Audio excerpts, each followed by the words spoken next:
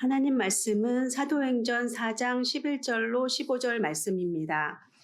그가 어떤 사람은 사도로, 어떤 사람은 선지자로, 어떤 사람은 복음 전하는 자로, 어떤 사람은 목사와 교사로 섬겼으니 이는 성도를 온전하게 하여 봉사의 일을 하게 하며 그리스도의 몸을 세우려 하심이라.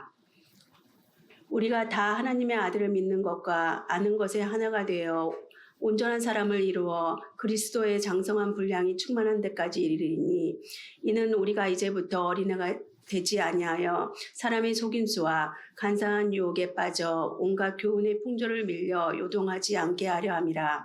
오직 사랑 안에서 참된 것을 하여 범사에 그에게까지 자랄지라. 그는 머리니 곧 그리스도라. 아멘. 초등학교 시절을 기억을 합니다. 담임 선생님이 급훈을 액자에 게시를 하셨습니다. 아는 것이 힘이다. 이 꼬맹이들이 알아들을 리가 없지만 선생님은 자주 반복하셨어요. 사람이 살아가려면 지식이 필요하다. 아는 게 힘이야. 공부 열심히 해라. 그게 학교에 오는 목표다. 이렇게 말씀을 하셨습니다. 자, 그러면 교회에 오는 우리들의 목표는 뭘까요? 그저 종교 생활하면 마음이 좀 편하지 않을까? 급할 때 신에게 뭔가를 간청할 수 있는 게 좋은 거 아닐까? 이 정도의 생각을 혹 가지고 있는 분은 안 계신지. 목표가 분명치 않으면 그냥 세월이 갑니다. 우리는 왜 교회에 나오며 교회 생활을 하는 것일까? 무엇을 목표로 하는 것일까? 오늘은 그 주제를 좀 생각해 보도록 하겠습니다. 사도 바울은 교회를 그리스도의 몸이라고 표현을 합니다. 그리스도의 몸. 교회는 조직체나 단체가 아닌 생명을 가진 몸, 즉 유기체라는 뜻이죠. 교회는 종교단체, 종교 집단이 아닙니다. 단체, 조직들은 이 숫자나 크기에 예민합니다. 사람이 몇 명 모였는가, 어떤 건물을 가지고 있는가 등 이런 것들은 사실은 세속적인 질문입니다. 예수님이 의도하셨던 교회와는 거리가 먼 이야기들이죠. 목회자가 자칫 착각하는 수가 있습니다. 이 교회라는 덩어리가 커지면 교인도 성장한 것이라고 생각하는 것. 그건 아닙니다. 그것은 서로 다를 수 있거든요. 건물을 크게 짓고 겉으로 화려한 행사들을 하고 그건 뭔가 한 것 같이 느껴진다고요. 그러나 그 내면이 공허할 수 있습니다. 정신없이 교회 행사가 이어지면 뭔가 되는 것 같고 뭔가 잘한 것 같은 생각. 이게 목회자나 교인들이 함께 속는 것입니다. 교회가 잘한다고 한 말은 우리 성도들의 각 영혼이 온전해져 가는 것입니다. 그리스도 안에서 각 사람의 영혼이 변화되어 가고 속 사람이 성장되어 가는 것을 의미합니다. 온전함, 굉장히 중요한 주제죠. 장성하다, 성숙하다 그런 의미이기도 합니다. 성도들이 온전해져 가는 일을 위해서 교회에 세워주신 직분이 있답니다. 오늘 본문에 보니까 목사와 교사랍니다. 자, 다시 본문 보면 4장 11절을 다시 보겠습니다. 거기 보면 그가, 그는 누굴까요? 네, 그리스도이십니다. 교회의 머리 그리스도. 그가 어떤 사람은 사도로, 어떤 사람은 선지자로, 또 어떤 사람은 복음 전하는 자로, 그리고 그 다음 어떤 사람은 목사와 교사를 삼으셨다. 자, 여기서 앞에 나오는 두 직분, 사도, 선지자 이런 것들은 교회 초기의 직분이고요. 그 다음 목사, 교사는 오늘날에 해당이 됩니다. 이 다음 구절에 목사와 교사를 세워주신 목적이 나와요. 12절이죠. 우리 같이 읽어보겠습니다. 시작. 이는 성도를 온전히 세우려 하시니라. 여기 잘 보면 세 가지가 나옵니다. 성도를 온전하게 함, 봉사일을 하게 함, 그리고 교회를 세우려 함. 그런데 잘 보십시오. 여기 성도를 온전하게 함이란 모든 것들이 기초입니다. 기본입니다. 그 위에 다른 일들이 진행이 된다는 뜻이에요. 그러니까 봉사일을 하는 것과 그리스도의 몸을 세우는 일은 성도가 온전케 된 그 다음 얘기입니다. 성자가 온전케 된 그 뒤의 결과예요. 핵심은 뭐죠? 온전함이 앞에 있어야 한다는 거예요. 여러분, 성경을 주신 목적도 그렇습니다. 디모데후서 3장에 보면은 이런 말씀이 있어요. 17절에 보면은 이는 그랬고요. 한번 읽어볼까요? 하나님의 사람으로 온전하게 하며 모든 선한 일을 이는 왜냐하면 그런 뜻이죠. 성경은 왜 성경을 주셨는가? 여기서 주목할 것은 순서입니다. 성도를 온전하게 하며요. 온전하게. 그러면 선한 일을 할 능력들을 얻게 되는 거예요. 여기서 순서를 빼거나 바꾸면 안 됩니다. 온전하게 되는 것보다 봉사가 앞서면 안 되는 것이에요. 성도가 온전하게 되는 일에 먼저 힘을 써야 되는 거예요. 그러므로 아무리 급해도 초신자를 직분자로 세우지는 않지요. 디모데전서 3장에 보면은 그래서 이런 설명을 합니다. 구체적으로 6절에 새로 입교한 자도 말지니 이 교회 직분자를 설명하다가 나오는 말씀이에요. 특히 중직자들 새로 입교한 자도 말지니 왜요? 교만해져서 마귀를 정죄하는 그 정죄에 빠질까 하며 네. 세상에서 아무리 유능한 사람이라도 초신자라면 먼저 온전함을 위한 시간이 필요해요. 네. 왜? 하나님의 일은 하나님이 주시는 힘으로 감당해야 되기 때문입니다. 내 힘으로 하면 봉사를 열심히 할 때는 좋은데 그 다음이 문제예요. 일한 만큼 인정받고 싶고 공로를 드러내고 싶어지죠. 수고한 만큼 보상받고 싶어집니다. 열심히 봉사하고 난 다음 은근히 교만한 마음이 들 수도 있어요. 남들이 알아주지 않을 때 억울한 마음이 들기도 해요. 이것은 아직 내가 일을 할 만한 영적 준비가 안 되어 있다는 그런 뜻입니다. 그릇이 작으면 금방 넘쳐버립니다. 한때는 봉사를 열심히 했다가 어느 순간 보이지 않는 사람들이 있을 수 있어요. 때 이른 봉사는 후유증을 낳습니다. 자, 뒷문 좀 닫아주시고요. 네. 자, 그러므로 목회자의 역할은 뭐냐면 성도들이 충분히 잘하도록 돕는 것이에요. 목회자가 언제 실수하냐면은 성도를 목회의 도구화할 때입니다. 성도는 목회자의 소모품이 아니죠.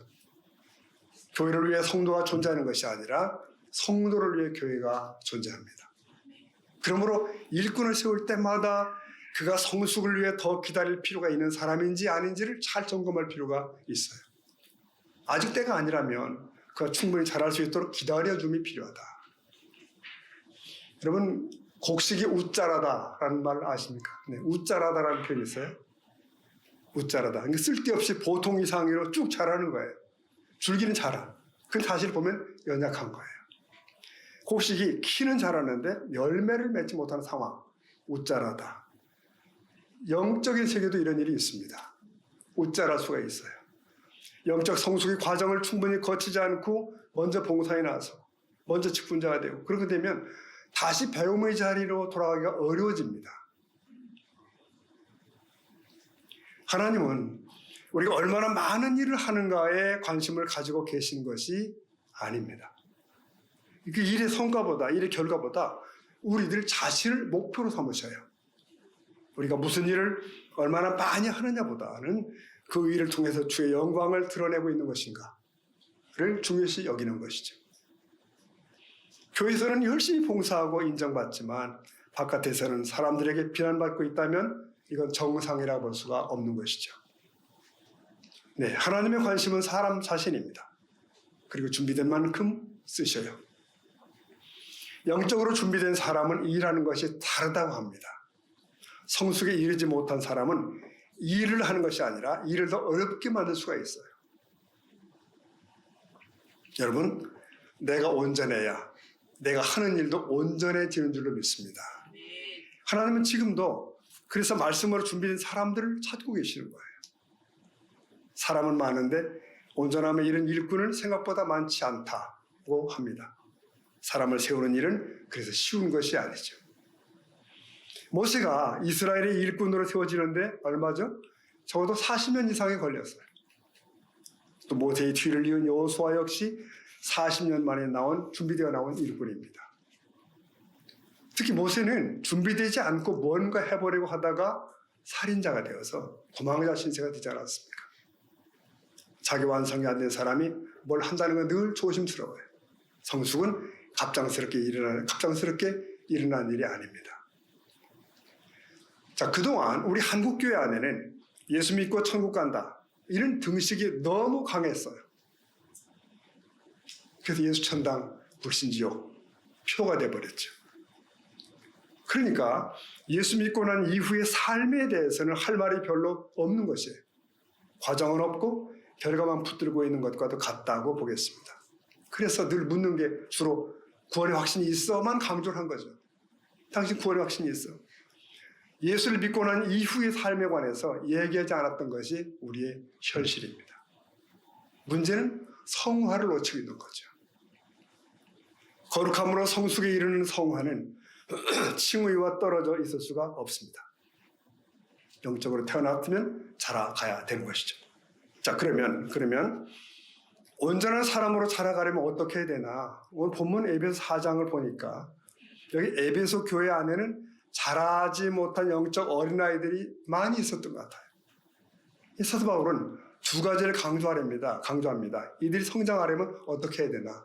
첫 번째는 하나님의 아들을 믿는 것과 아는 일이 하나가 되어야 된다라고 설명을 합니다. 자, 13절 다시 보면 우리가 다 하나님의 아들을 믿는 것과 아는 일이 하나가 되어, 그 다음 읽어봅시다.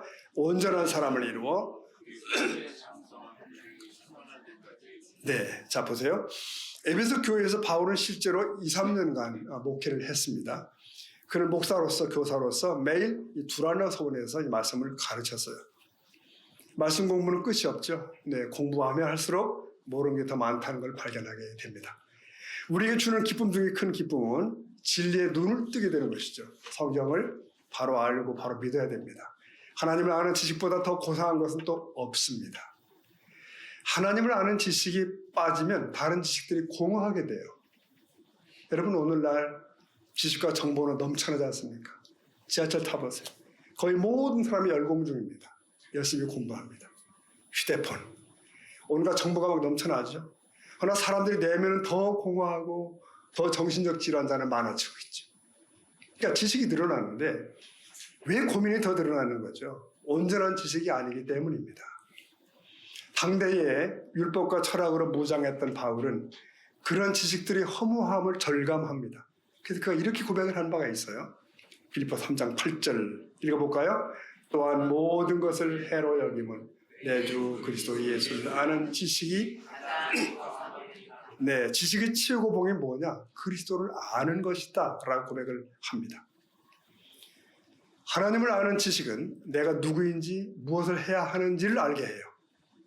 어떻게 살아야 되는지 어디로 가야 하는지를 알게 합니다. 우린 계속해서 성경을 통하여 그래서 하나님에 대해서 알고자 노력해야 될 줄로 믿습니다. 말씀의 무지는 우상 숭배를 가져와요. 내 백성이 지식이 없어는 망하도다. 호세아 말씀이죠. 하나님에 대한 무지는 어린아이 상태에 머물러 있게 합니다. 자라지 않죠. 그러므로 그리스도를 아는 지식을 얻으려면 평생 배우는 자세를 붙들고 있어야 됩니다. 하나님을 아는 것과 믿는 것이 통합될 때 영적 성숙의 단계를 바라보게 됩니다. 우리 신앙의 진짜 열심은 진리에 대한 열심이어야 된다는 것이죠. 아는 것과 믿는 것이 일치를 이룰 때 신앙의 향기가 나타나기 시작합니다. 자, 둘째로 자라가려면 어떻게 되나? 본문에 보니까 어린아이의 일을 버려야 된다라고 되어 있습니다. 어린아이를 버려야 된다. 에베소 4장 14절인데요. 이는 우리가 이제부터 어린아이가 되지 아니하여, 그 다음 읽어보겠습니다. 사람의 속임수와 온갖 교훈의 풍조. 네, 그러니까 누구나 어린아이로 시작을 합니다. 네, 어른으로 태어난 사람은 없죠. 중요한 건 태어남이죠. 생명의 법칙이죠. 영적으로도 마찬가지 태어남이 필요합니다. 거듭남. 요한복음 3장에 보면 니고데모는 그 당대의 그 최고의 그 지성인이죠. 그러나 예수님과의 대화에서 그가 다시 태어나야 한다는 말씀의 의미를 전혀 알아먹지 못합니다. 이처럼 사회에서는 성공한 사람이라 할지라도 영적 세계로 들어오면 어린아이로 시작을 합니다. 갓 태어난 상태죠. 아직은 성장을 얘기하기 어렵습니다. 처음은 다 누구나 그렇습니다. 그러나 시간이 흐르면서는 이전과 달라야 한다는 데 문제가 있어요. 잘하지 않는다면 출생을 의심할 수밖에 없습니다. 성장의 속도는 다 다를 수 있죠. 분명한 것은 반드시 자라가야 한다는 것이죠. 여러분, 어린아이 특징, 영적 어린아이 특징은 어떻습니까? 변덕스러워요. 감정이 수시로 오락가락하고 금방 토라지죠. 바람에 나는 겨와 같기도 해요. 온갖 풍조에 밀리고 쉽게 요동을 칩니다. 왜? 기준이 없으니까. 영적 어린아이는 성경적 원리와 기준을 따라 살지 않고 자기 감정에 따라 춤을 춥니다. 그러니까 지극히 자기중심적이죠. 쓸데없는 고집을 피우기도 하고 자기가 원하는 게 있으면 거기에 매달리고 어떤 충동이 일어나면 걷잡을 수가 없고 이런 거. 그러니까 영적 어린아이 상태에 있으면 위험스러워요. 악한 자들이 어린 신자를 가만히 두지 않습니다. 어린 신자는 상대가 자기를 미혹하는 자인지를 물론 분별하지도 못해요. 오늘날 세상의 문화가 얼마나 무서운지 영적 어린아이들은 분별할 수가 없습니다. 그러므로 할 수 있는 건강한 교회를 다녀야 되는 거고요. 좋은 믿음의 친구를 만나야 돼요. 신앙을 바른 길로 이끌어줄 좋은 자들이 있어야 돼요. 우리 교우들은 피차간에 그런 코치가 될 수 있기를 축복합니다. 허나 여러분, 자기 스스로 바로 서 있지 못하다면 누구를 도울 수 있겠어요? 성숙함은 다르죠. 성숙함이란 자기 통제를 할 줄 알고 감정의 절제력이 있는 것입니다. 그러니까 충동이나 느낌보다 말씀을 따라가려는 의지적 노련이 훈련되어 있는 경우입니다. 마음에 안 든다고 그만두지 않고 성숙하면 안정감이 있어서 믿고 맡길 수도 있습니다. 그 분별력이 있다는 걸 수 있어요. 누가 무슨 말을 하더라도 하나님의 말씀이라는 기준을 가지고 봅니다. 네, 때문에 요동치지 않죠. 계속 어린 나이로 남아있다면 그것은 최악입니다. 그냥 고참 노릇만 하려고 합니다. 자라야 됩니다. 자라야. 이전의 삶을 버리지 않고 즐기고 있다면 아직 자라지 않은 단계에 있다고 말할 수가 있겠습니다. 자, 왜 그러면 어린아이 신자들이 생겨나는 것인가? 네, 단단한 말씀을 먹지 못하기 때문입니다. 고린도 말씀 보면은 3장 1절에 이런 말씀이 있어요. 형제들아, 여기서 형제들은 고린도 교회 성도들입니다. 내가 신령한 자들을 대함과 같이 너에게 말할 수 없어서 육신에 속한 자 곧 그리스도 안에서 어린애들을 대함과 같이 하노라. 네, 2절 읽어보겠습니다. 시작. 내가 너희를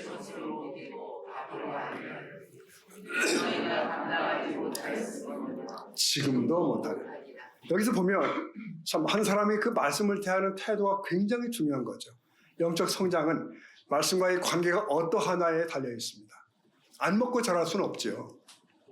먹는데 뭘 먹느냐는 거죠. 무엇을 먹는가. 젖이나 먹고 단단한 음식을 먹지 못하면 늘 그냥 어린 나이로 머물게 되는 것입니다. 여전히 유아입니다. 여러분, 하나님의 말씀에도 부드러운 것이 있고 딱딱한 것이 있습니다. 네. 축복의 말씀들은 부드럽죠. 권면의 말씀까지도 뭐 괜찮아요. 네. 그런데 경고라든지 회개를 촉구한다든지 이건 일단 딱딱한 음식이죠. 여러분, 약은 쓰지만 먹어야 할 때가 있습니다. 책망이 섞인 메시지를 들으면 그대로 아멘으로 받아들이기도 쉽지도 않아요. 또 내가 기대하는 말씀이 아니면 귀를 닫기도 합니다. 이게 다 문제입니다. 그러나 성장하는 신자의 특징은 말씀을 듣는 일에 집중합니다. 말씀에 대한 기대감이 있습니다. 말씀을 듣고자 하는 마음이 없으면, 열려있는 마음이 없으면 영적으로도 자라지 않습니다. 어떤 말씀이든 소화해낼 수 있어야 되는 거예요. 단단한 말씀을 소화해내야 온전함에 이르게 될 줄 믿습니다. 그러면서 우리는 말씀으로 단련을 받을 필요가 있어요. 영혼의 깊은 곳까지 말씀이 스며들어가야 됩니다. 하나님의 말씀이 던져질 때 내 생각과 충돌이 일어납니다. 그럴 때 거부하느냐, 내 생각을 꺾고 복종하느냐의 싸움이 벌어지죠. 나의 고집대로 살아가려는 죄성이 말씀 앞에 꺾여지는 훈련이 반복되어야 합니다. 우리는 어디론가 치우쳐 있어요. 네. 우리의 생각도, 우리 사상도 기울어져 있습니다. 또 신앙도 사실 기울어져 있어요. 하나님의 말씀을 듣는 가운데 우리가 좌로나 우로나 치우쳐 있는 것이 자꾸 교정되어야 됩니다.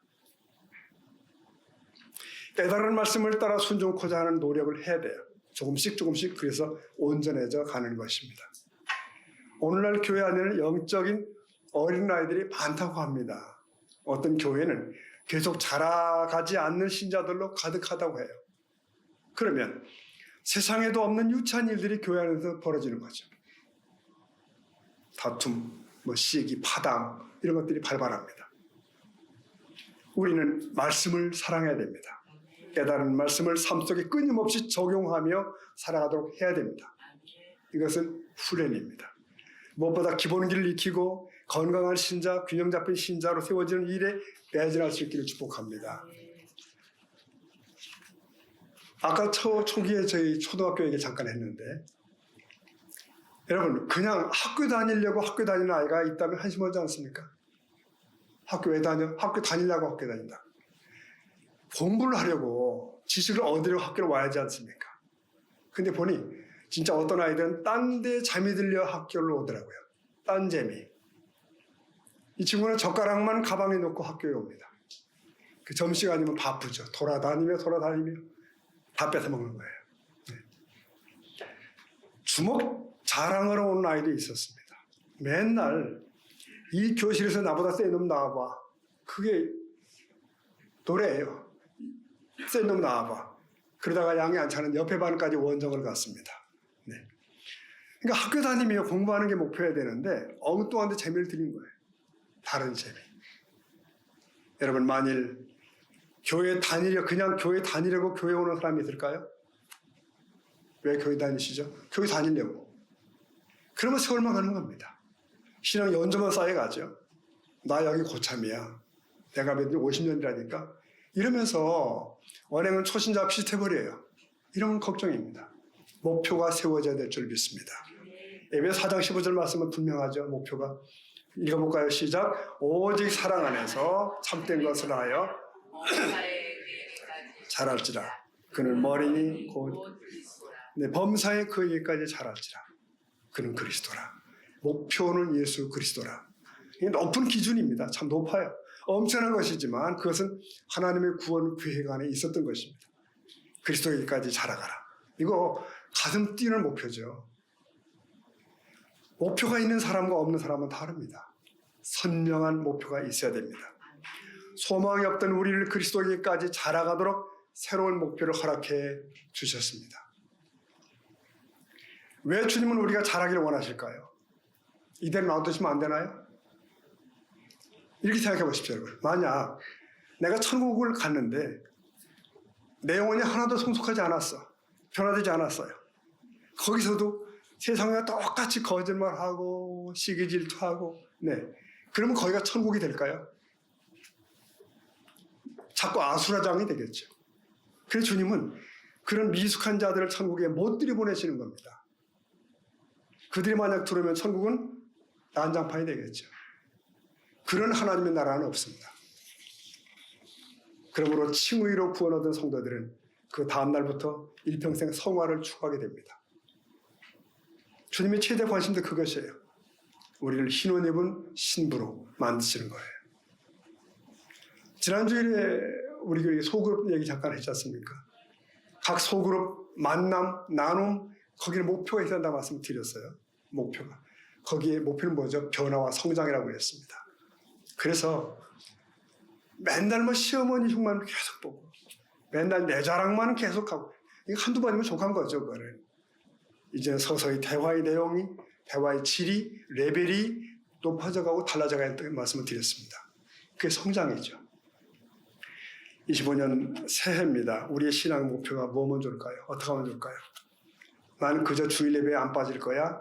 11조 할 거야. 이 정도에 머물러서는 안 된다는 것입니다. 그저 죄 안 짓고 살지. 착하지만 그 정도도 아니에요. 더 나아가야 하는 거죠. 더. 우리 목표는 예수 그리스도이신 줄 믿습니다. 온전함이에요. 그분처럼 온전함. 향기나는 신앙 인격이죠. 그러니까 봉사하는 것 자체가 목표가 아니에요.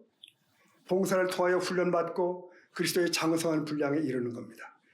하나님은 어떤 일을 원하시는 것이 아니라 그 일을 통하여 내가 변화되기를 원하십니다. 교회 공동체는 그 일 때문에 주어진 하나님의 훈련장이고요. 훈련소입니다. 교회에서 봉사하다가 누군가 실수하면 손가락질하고 비난하기는 쉽죠. 하나 용서하고 품어야 됩니다. 나와 같지 않은 사람들과 하나를 만들어가는 과정을 통해서 하나님이 누구를? 나를 빚어가는 것입니다. 나를 만들어 가시는 겁니다. 그러므로 마태오 5장 48절 이렇게 말씀하십니다. 읽어봅니다. 시작. 그러므로 하늘에 계신 너희도 온전하라. 아멘. 네, 우리가 주님을 닮을 때 세상 사람들이 우리를 통해서 예수님을 보게 되는 것이죠. 우리는 100% 완전해질 수는 없습니다. 그러나 성숙함에 이를 수가 있어요. 영적으로 자라가도록 하나님께서 우리를 불러주셨습니다. 새해를 살아가며 신자 되는 것으로 만족하지 말고 교인 의무 다하는 것을 끝내지 말고 성숙한 그리스도인이 목표가 되기를 축복합니다. 말씀을 매듭하겠습니다. 신앙의 세월이 흐른다고 저절로 성숙해지지는 않습니다. 하나님은 우리에게 대한 기대치가 있습니다. 그리스도 그분에게까지 잘하는 것이에요. 우리가 우리 스스로 기대치를 낮춰버리면 안 됩니다.